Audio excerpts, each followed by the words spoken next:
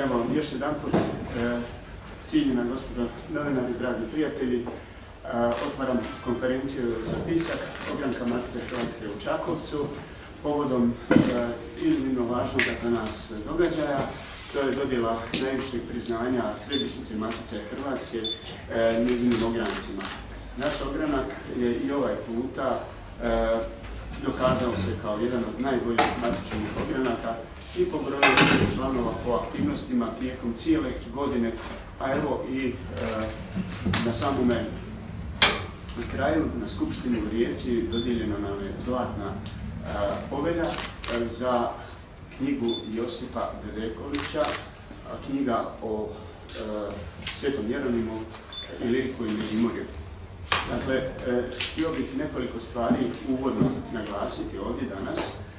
To je prije svega sjajna suradnja, bez koje ove knjige ne bi bilo, sjajna suradnja sa kulturnim udrugama i institucijama, ne samo u Čakovcu, nego u cijeloj Hrvatskoj.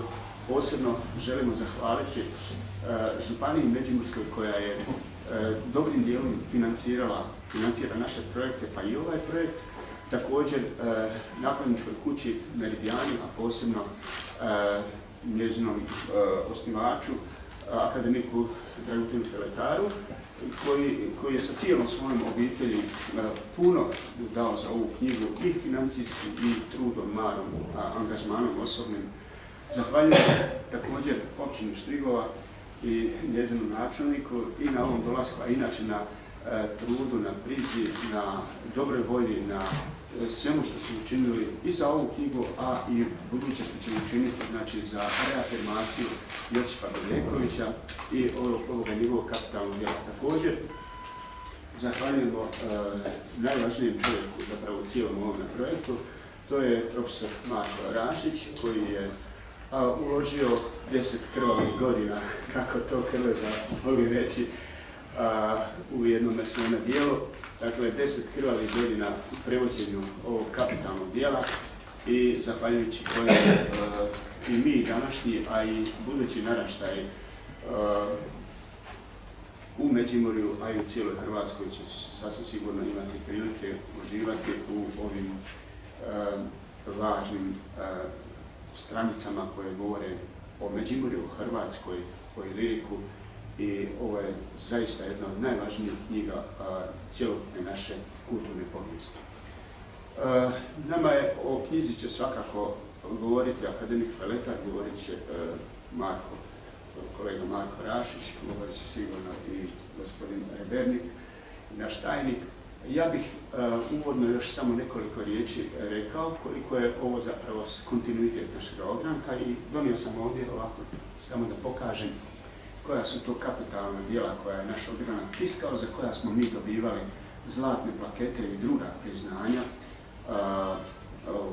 Zlatne povelje, ja se ispričavam novinarima, opet stalno nam se potkrada, meni osobno i nama svima zajedno, izraz plaketa nije plaketa nego povelja.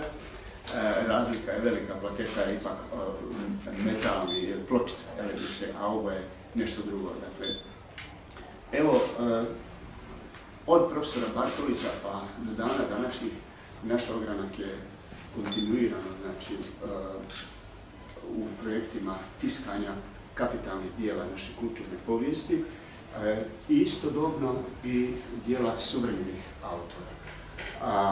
Pa evo, ja ću spomenuti neka od tih dijela za koja smo dobivali zlatne povelje i druga priznanja. Prije svega tu je Ivanuš Pergušić, prva knjiga na kajkavskom jeziku, Dekretum, koji smo mi tiskali nakon skoro pola milenija. Prvi put, znači, u suvremenoj grafiji, na način koji je blizak čitak svima nama, i ova knjiga nam je posebno draga jer nju razumiju i današnji čitatelji odlično, iako je tiskana u 16.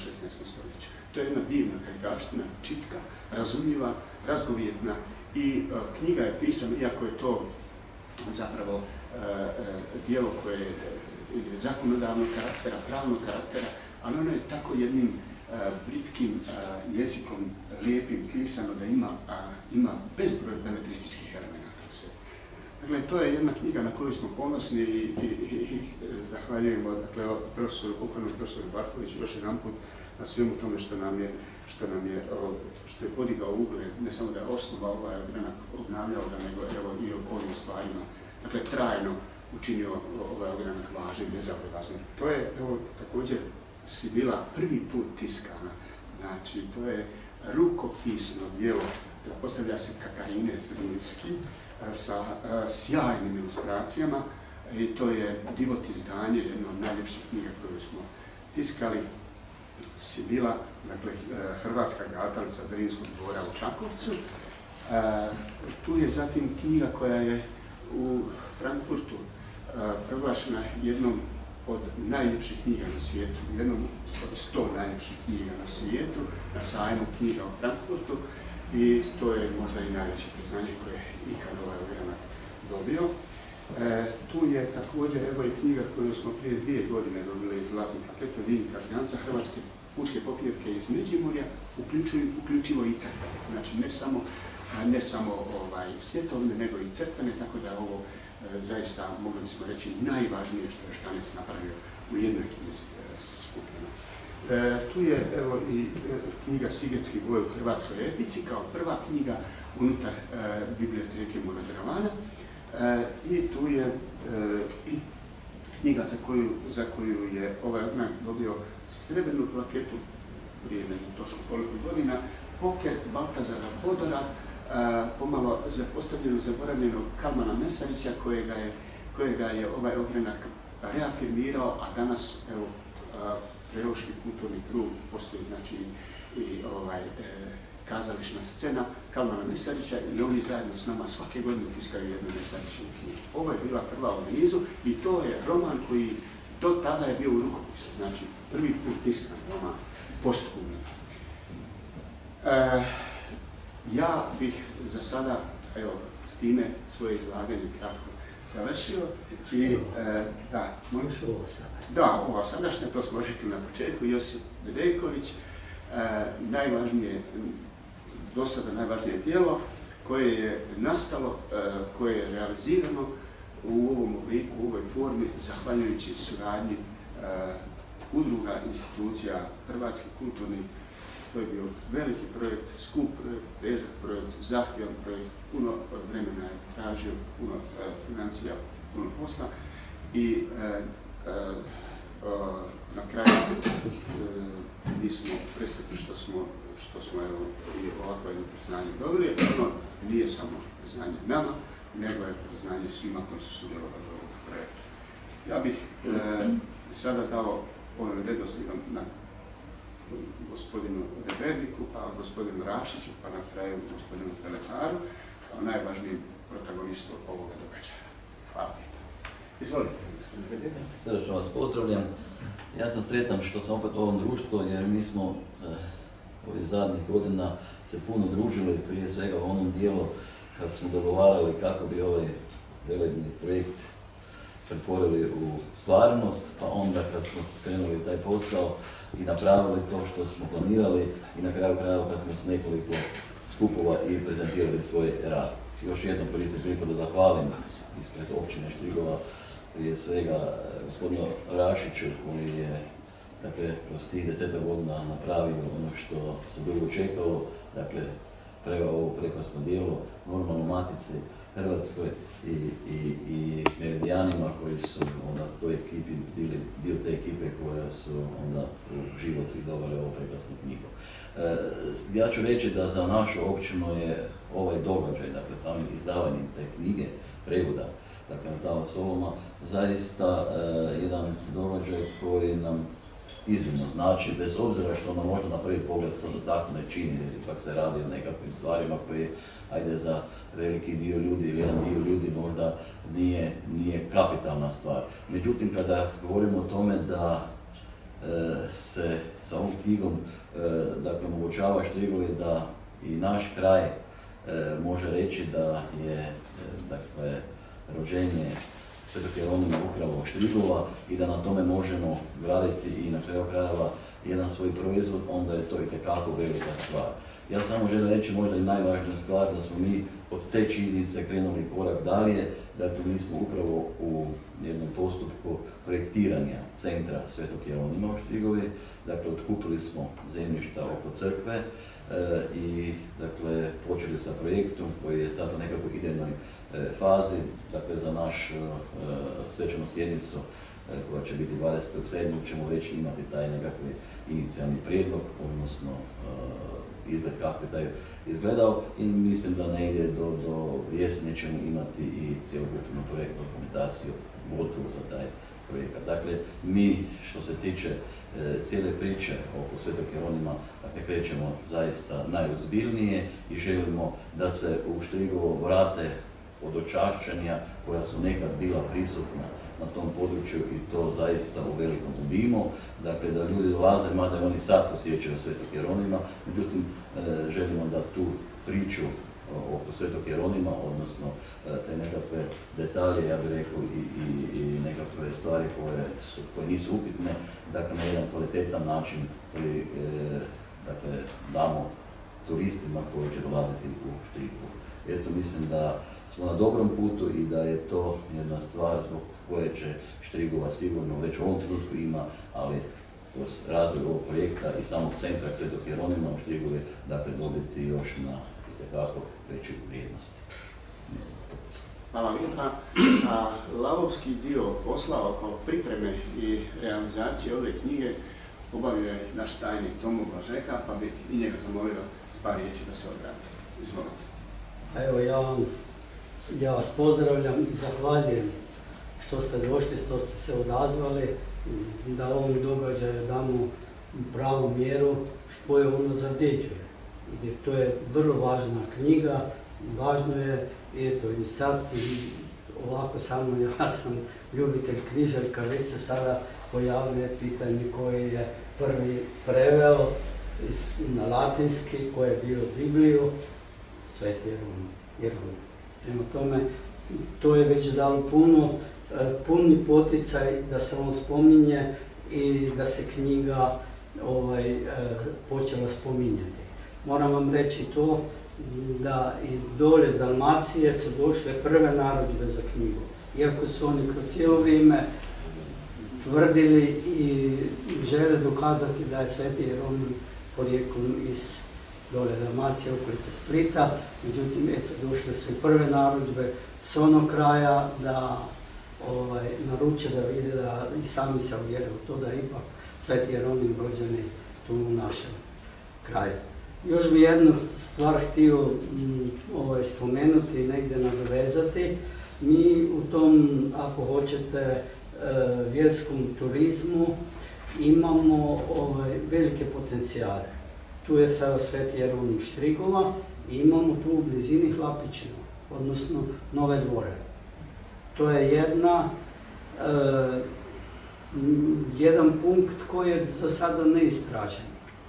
A Ivanovci su u ono vrijeme, dakle to je 1200 i nekoja godina, imali vrlo važnu ulogu na našem području i tu su se kretale iz zapadne Europe kolone koje su išle prema Svetoj zemlji. Prema tome, to bi se sve moglo ukomponirati, ugraditi i reći i dati pravo mjesto i pravi značaj ovog kraja i u tom vjerskom dijelu, a i veliki potencijal naše o tome.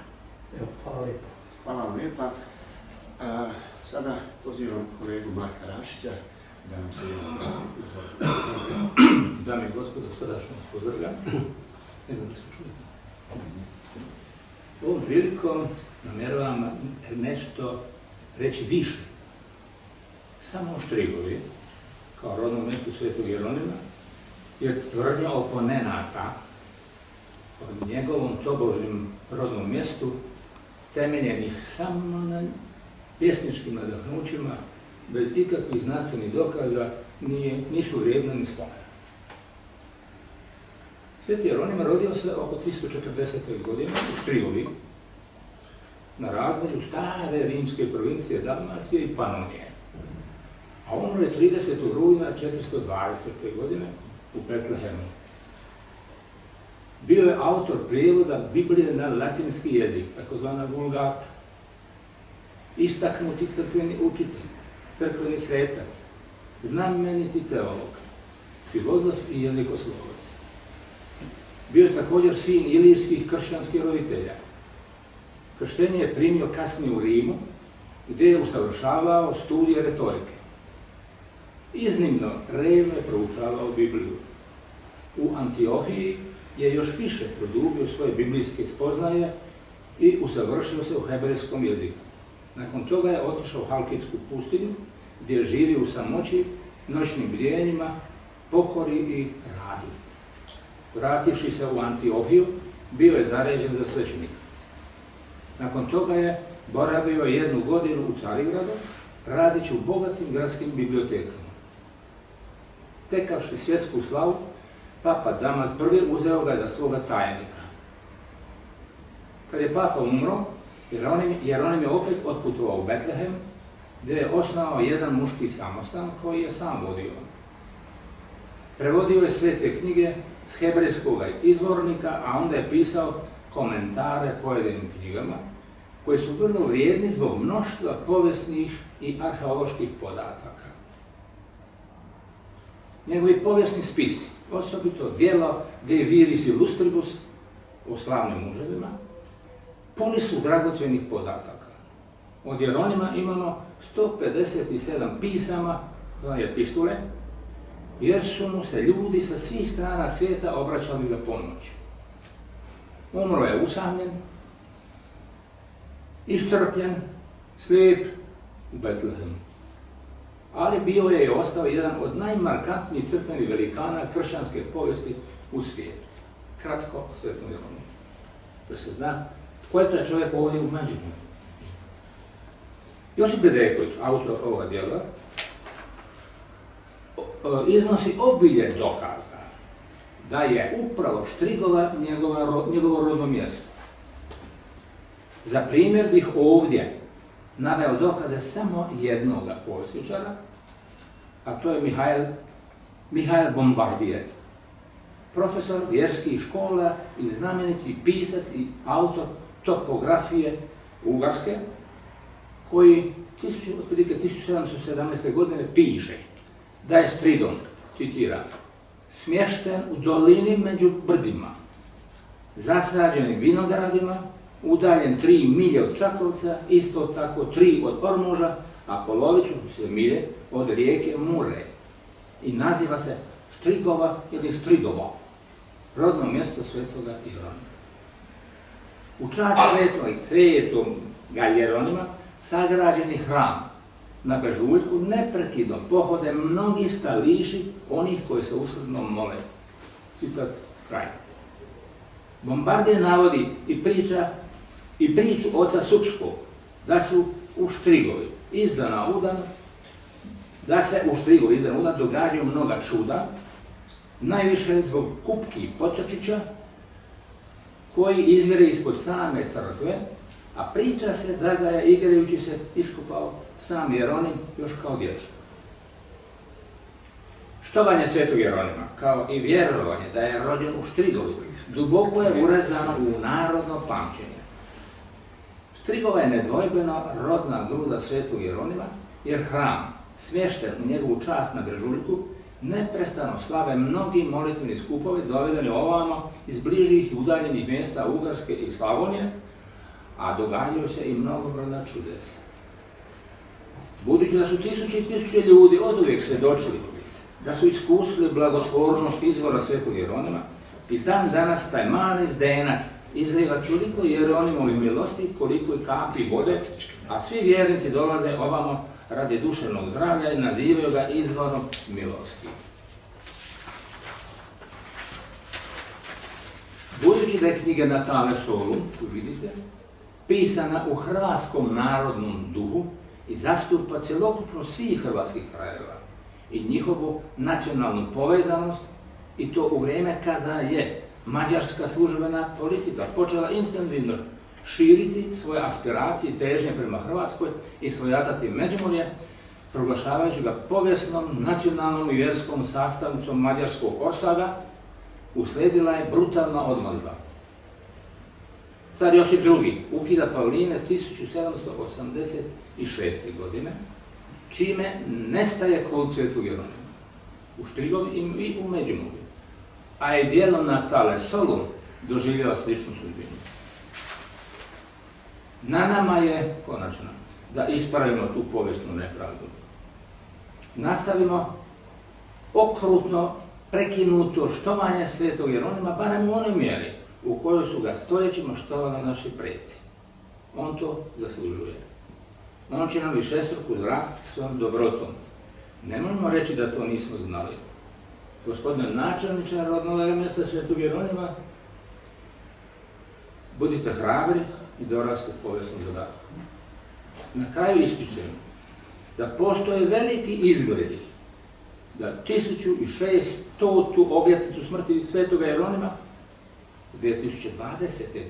godine proslavimo, dakle 3 godine, proslavimo u njegovom rodnom mjestu, u Štrigovi. Poštovanje. Hvala profesoru Rašiću.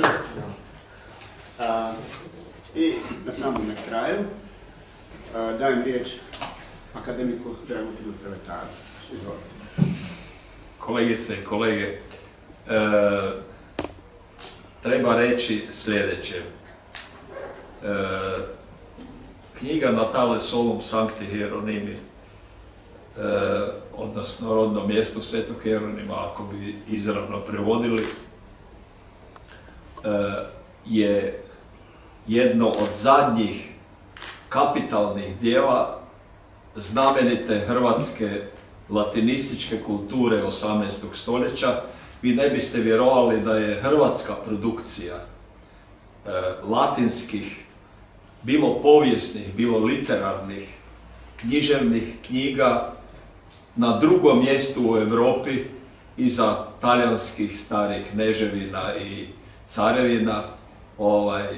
Znači, produkcija je bila velika naših domaćih, naravno, autora, naravno stoga jer su nas htjeli mađarizirati, jer su htjeli germanizirati, pa su onda naši stvaratelji rađe pisali na latinskom kad nisu smjeli i mogli na hrvatskom, kajkavskom ili čakavskom ili štokavskom, koji je u to doba bio na našim prostorima. Dakle, to je jedno od zadnjih, u stvari velikih kapitalnih dijela u rangu, ne znam, Reljkovića ili drugih Vrančića i tako dalje stvaratelja, koja je konačno prevedena na hrvatski jezik. Zahvaljujući, naravno, dugogodišnjom maru našeg Marka Rašića. Zašto ta knjiga nije izdana prije, kad ima toliko veliku vrijednost i važnost za hrvatsku kulturu i znanost? Naprosto stoga jer su opće prilike sve do 90-ih godina bile takve da ideje da se ta knjiga izda na hrvatskom jeziku nažalost nisu mogle zaživjeti. Prvo, do 1918. je vladala i mađarizacija i germanizacija. Vi ne biste vjerovali, u Zagrebu je dnevni list Agramer Zeitung izlazio sve do 1923. godine. Dakle, nije bilo nikakve šanse da se ovo kapitalno djelo u tim sistemima prevede i objavi, jer to nije željela tadašnja vlast. Za vrijeme stare Jugoslavije također nije bilo nikakvih uvjeta, pa i u doba socijalizma također nije bilo, iako se onda bile velike inicijative, pogotovo iz Međimurja, prvenstveno od profesora Bartolića, da se ta knjiga izda. To je sad realizirano nakon toliko godina, nakon 2,5 stoljeća, konačno imamo i to djelo prevedeno, a upravo zbog toga što to djelo nije prevedeno i imamo ovih dvojbi oko rodnog mjesta. Jer očito gotovo svi ili većina onih koji su proturali, da tako kažem, u znanstvenu zajednicu ideje da je rođen drugdje, a ne u Štrigovi, Sveti Jeronim, jedan od najvećih svetaca Rimokatoličke crkve, dakle je došlo do toga da ova knjiga tek sada onda ugleda svjetlo dana. U čemu je njena vrijednost, osobita vrijednost za Međimurje? Ona se sastoji od dvije velike knjige, dva dijela. Prvo je veći dio knjige sadrži povijest Ilirika i povijest Međimurja. To vam je prva monografija neke regije u Hrvatskoj uopće napisana do polovice 18. stoljeća. Dakle, Međimurje je, zahvaljujući ovoj knjizi, dobilo prvu monografiju unutar te knjige, već sredinom 18. stoljeća, što nije ni jedna regija u Hrvatskoj još imala. Dakle, to je značenje za Međimurje. I drugo, on je doista dokazao da je Sveti Jeronim rođen u Štrigovi, nedvojbeno, tu nema. I naravno, navodeći bezbroj izvora, ja sam napisao jednu opsežnu studiju na kraju ovoga dijela, gdje podastirem neke još nove dokaze. Ja sam geograf, pa sam naravno pregledao sve stare karte iz toga doba. Pazite, sve karte od 15. 16. stoljeća, jedino mjesto gdje je uz ime mjesta nešto napisano je Štrigova. I piše lijepo,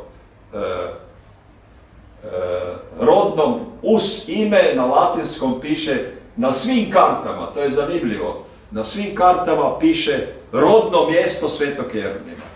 Ni uz jedno drugo mjesto ne piše ništa osim imena, osim kod Štrigove.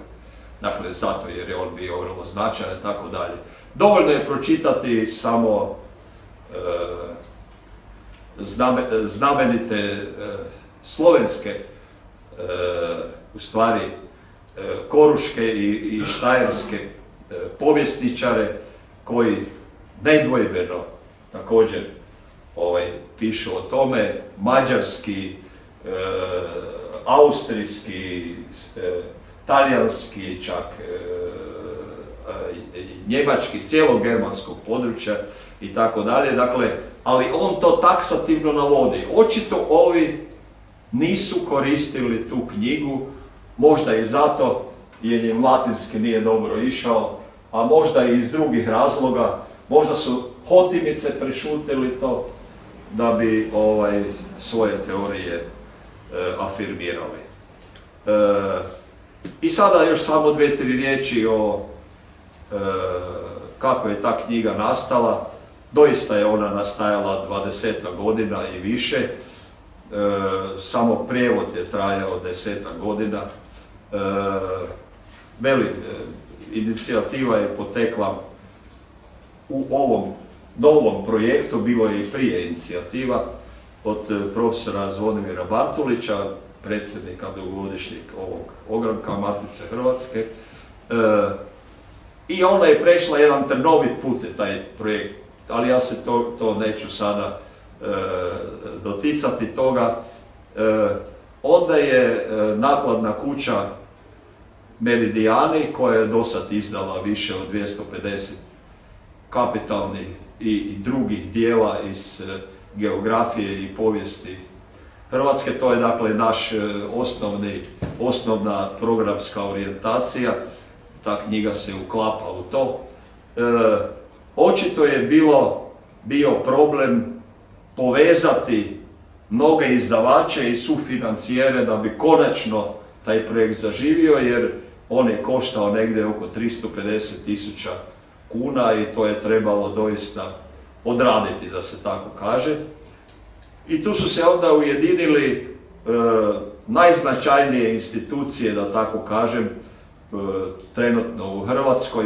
Prije svega je tu, dakle, Matica Hrvatska, zatim moja matična kuća, Hrvatska akademija znanosti i umjetnosti je stala iza toga projekta i zaklada Hrvatske akademije. Tu je onda Zrinska garda, tu su Meridijani. Oni su objedinili u poslovnom organizacijskom smislu sve te izdavače, što nije bilo nimalo lagano, jer objediniti danas izdavače, to vam je kao da hoćete napraviti veliku koaliciju u hrvatskoj vlasti, najmanje vrlo teško, ali je eto uspjelo. I onda su tu bili oni pomagači koji su bili vrlo značajni, a to je općina Štrigova i Međimurska županija, i ne treba zaboraviti veliku, prije svega moralnu podršku Varaždinske biskupije. Dakle, vidite, objedinili smo nekako sve te čimbenike i jedino na taj način je ovakav projekt mogao biti ostvaren. Slovenci su nedavno izdali Reinharda Valvazora, onog znamenitog koruškog, odnosno slovenskog povjesničara, u 5 ogromnih knjiga. Oni su isto prevodili sa njemačkog, to je jedno, pa ja mislim 15 godina, jedna obitelj je to radila. To je obiteljski projekt bio, ali to je fantastično. Moram reći da je u prodaji tih 5 knjiga, ne biste vjerovali, je 3000 eura, dakle, košta komplet. To se ne može, naravno, ni u tom smislu, ali i po obujmu mjeriti sa Bedekovićem, ali usporedio sam zbog toga jer je, što je Valvazor bio za slovensko područje, to je bez sumnje Bedeković za Hrvatsku, odnosno za sjevernu Hrvatsku, dakle, po svojem značenju. Zato bi se, evo, i u ime nakladne kuće Meridijane i u ime Hrvatske akademije znanosti i umjetnosti zahvalio na suradnji svim sudionicima, a pogotovo prevoditelju i Matici Hrvatskoj u Čakovcu. Hvala. Zahvaljujem akademiku Feletaru, poštovana gospodo novinari, zahvaljujem vam na dolasku, ovim zaključujem konferenciju. Ako želite još možda porazgovarati s nekim, izvolite, bit će nam drago. Nadam se da Naime, za uspjeh ove knjige je vrlo značajan i tiskar. Ovdje nam je vlasnik tiskare Bogadi grafika iz Koprivnice, koji je ovako sjajno izveo i tiskao ovo djelo. Evo, i za sam kraj podsjećam još, danas od 18 sati nadalje, u Maloj Subotici će biti jedan znanstveni skup koji je također rezultat rada ovoga ogranka na stanovit način, jer je pokojni profesor Bartolić otkrio ponovno jednog potpuno zaboravljenog pisca, Tomaša Goričanca iz Male Subotice, koji je napisao kajkavski ep u 19. stoljeću, znači 30. godina 19. stoljeća. Taj ep je sačuvan samo u 2 primjerka. Je potpuno zanemaren, zaboravljen autor, i onda je, odnosno ovaj ogranak je tiskao